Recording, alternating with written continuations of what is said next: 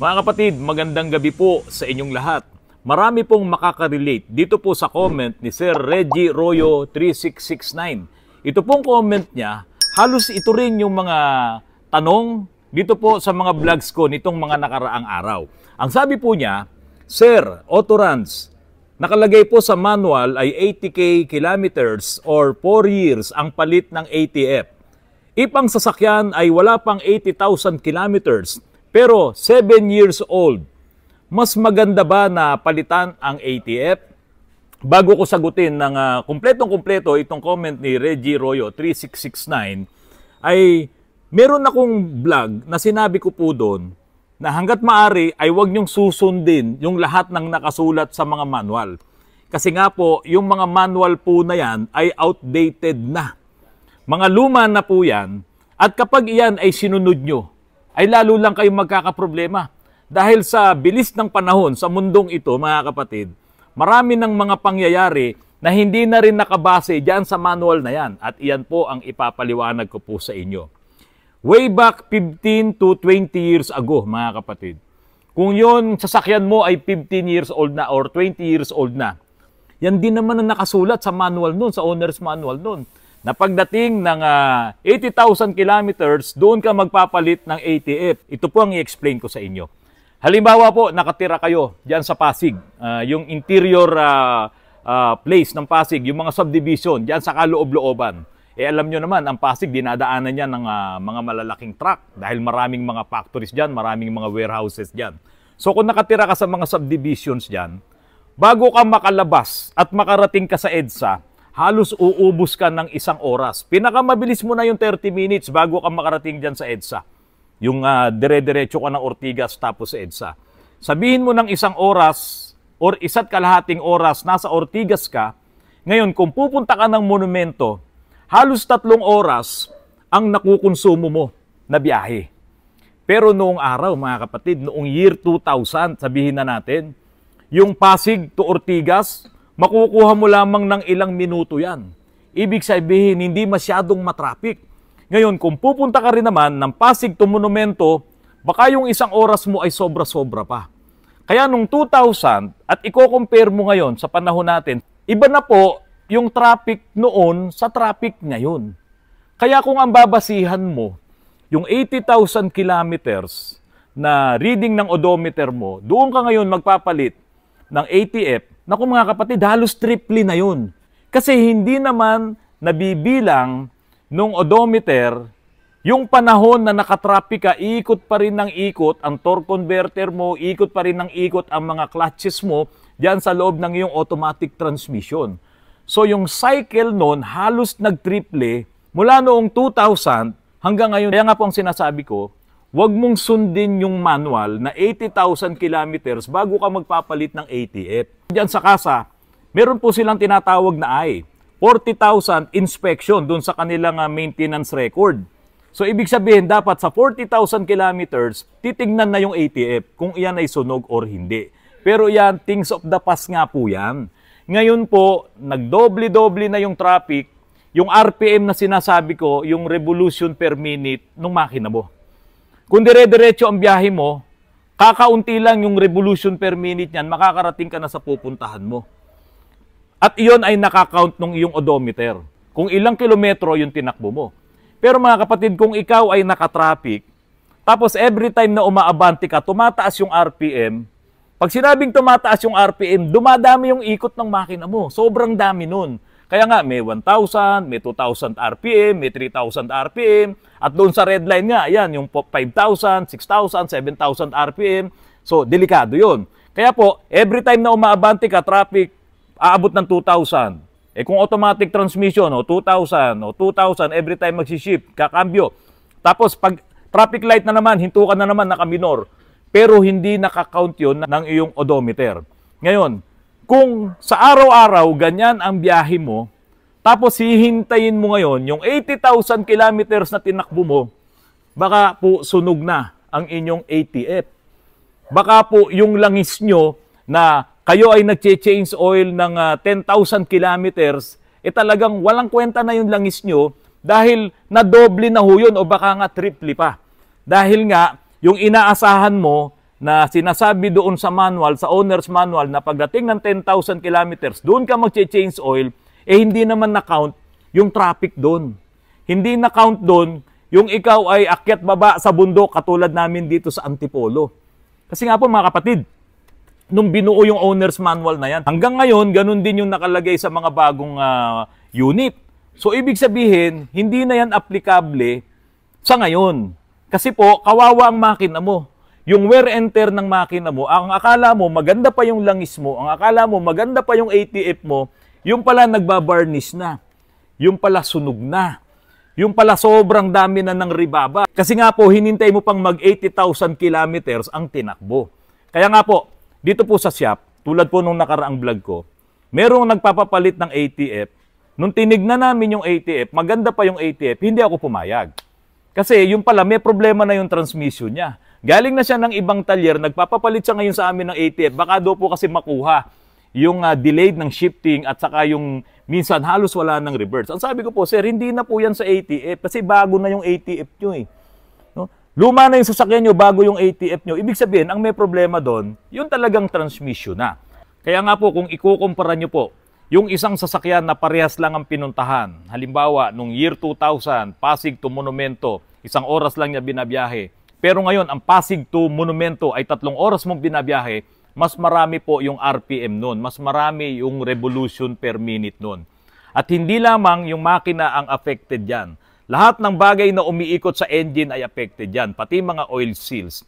Affected ang mga vacuums, affected ang mga servos, affected din po ang mga ABS, affected din ang alternator dahil umiikot po yan. Affected ang transmission. So ngayon, hihintayin mo, yung halimbawa na lang sa change oil na 10,000 kilometers, grabe, ilang doble na po ang nangyari doon. Dahil sa dami nung revolution per minute. Hindi naman ibinase nung manual, na mga manual ngayon na bago, na grabe na pala talaga ang traffic ngayon. Kaya nagugulat yung iba, bakit nasira na ang kanyang injectors? Bakit nasira ang kanyang alternator? Karamihan, lalo na sa mga Toyota, nasisira yung one-way pulley doon sa kanilang alternator. Bakit bumigay na yung bearing? Bakit may knock na yung kanyang mga injectors?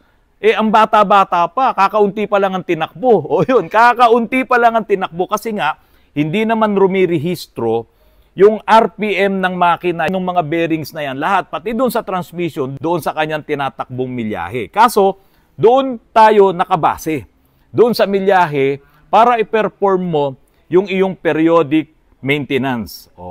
Diba? Kaya nga po, maraming nagkakaproblema. Ngayon, pagdating po sa automatic transmission, sa pagpapalit ng ATF, ang sundin nyo po dyan yung sarili nyo. Kung kayo po talaga ang gumagamit ng inyong sasakyan, at madalas nyo siyang nagagamit ng sobra-sobra talaga yung gamit nyo. Halimbawa, buong maghapon gamit nyo ang inyong sasakyan, tapos mabigat ang inyong mga sakay. Automatic transmission ang pinag-uusapan natin. Tapos talagang alam nyo yung pagod ng inyong automatic transmission dahil kayong gumagamit. Every change oil nyo, i-check up nyo ang inyong ATF. Baka mamaya sunog na yan. Dahil once na yan ay nasunog, once na yan ay nag-varnish na, hindi na siya magandang ATF. Halos wala na yung power ng pagiging ATF niya. Halos wala na yung pagiging magandang lubrication niya. Kaya ang nangyayari, nasisira tuloy ang inyong mga automatic transmission. Ang gusto ko, maalagaan nyo ang inyong mga automatic transmission.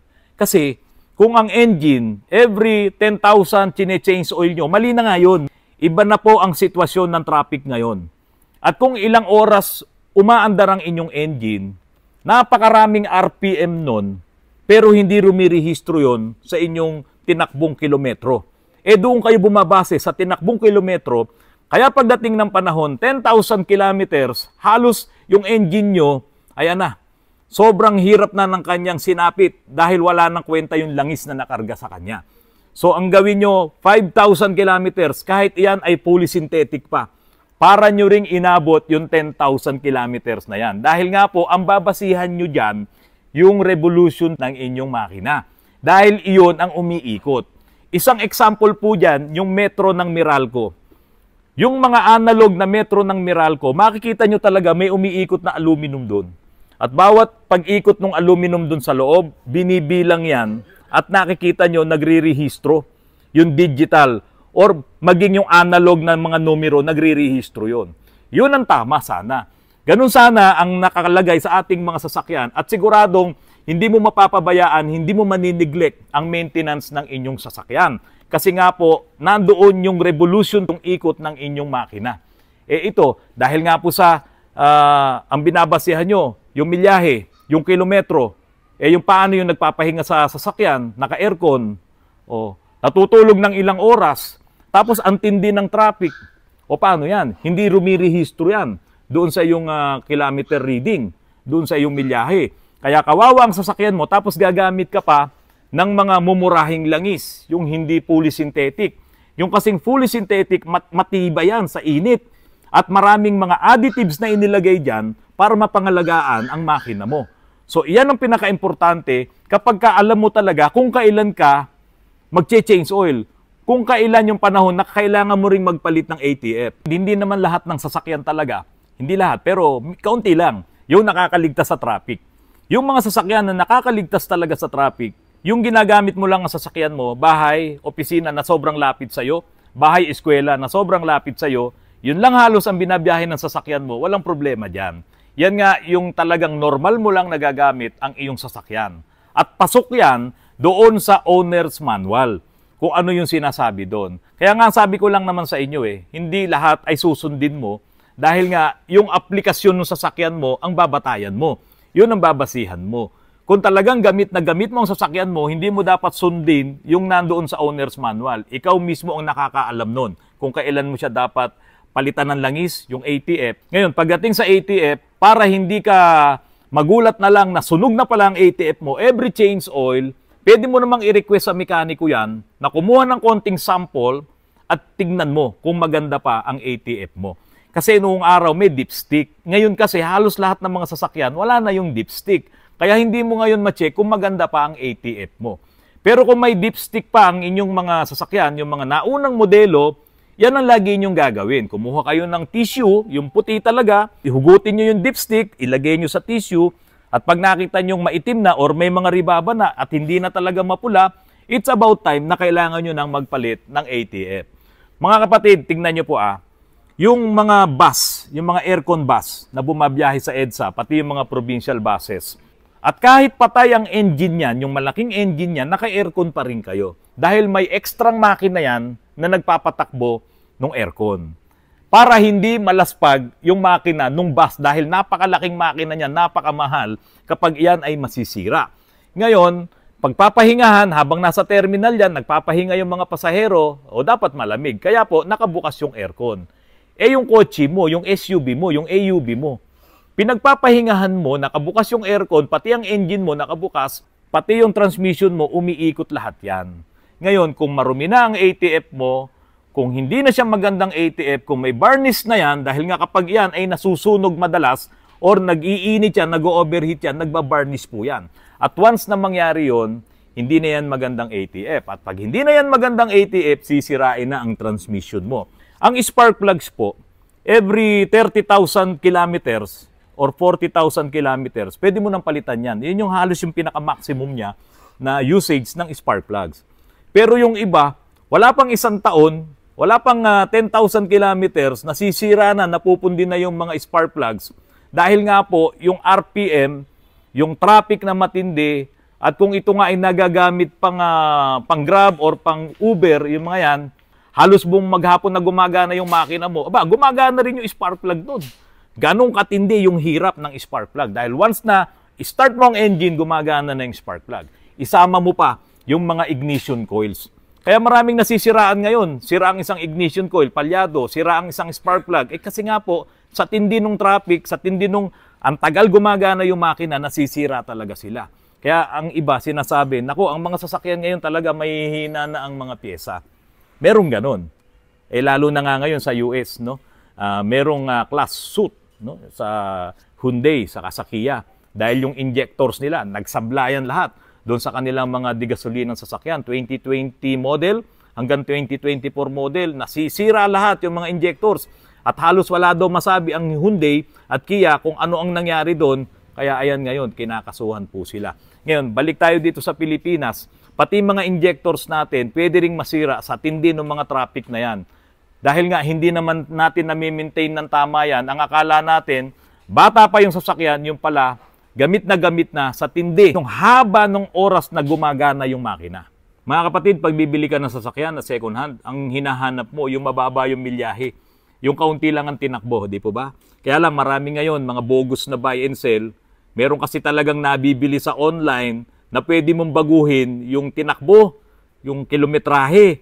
Ngayon, babaguhin nila yan, tumakbo na pala ng 200, o galing sa Grab, o sabi mo, tumakbo na pala ng 140. Ikaw naman, pagbili mo, 30,000 lang ang tinakbo, na makikita mo doon sa reading sa gauge niya, o, lugi ka, nadaya ka.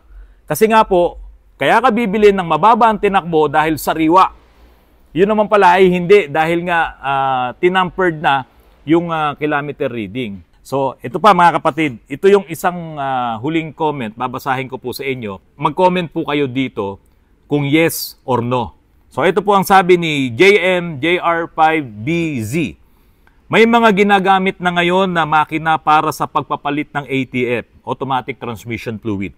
Mas pulido ito kaysa sa manual drained and peel kasi halos lahat ng lumang fluid ay natatanggal. Pati yung nasa torque converter. Kadalasan, kinokonekta ang makina sa transmission cooler lines para ma-flush ng maayos ang lumang fluid at mapalitan ng bago. Like T-Tech ATF machine. May budget-friendly din para sa shop Auto Tool ATF machine. Ito pong makina na to, ang ginagawa nito, hihigupin yung lumang ATF habang umaandar ang iyong makina. Hihigupin niya lahat yan. Makikita nga yun doon, pupunta sa canister yun eh. Hinihigop nila yan. Pero wala ang ipinapasok. Kasi pag ipinapasok mo, edi parang katulad lang po yan nung sinatawag kong dialysis. Kasi po, yung dialysis ko, habang umaandar yung makina, naglalagay na ako ng ATF doon sa oil pan para itinatapon naman yung lumang ATF dito sa paglampas doon sa cooler. Yung hose doon, tinatanggal ko yung pabalik ulit sa transmission at sinasahod ko na yung mga lumang ATF. Habang nagpapasok naman ako ng bago at umaandar yung engine. Ibig sabihin, hindi ma-empty yung loob ng transmission. Kasi nga maraming linings doon at kailangan niya ng lubrication. Ngayon, itong makina na to, hihigupin niya kasi may vacuum yun. Hihigupin niya at kapag wala ng laman, sa kanya ngayon ipapasok yung bagong ATF.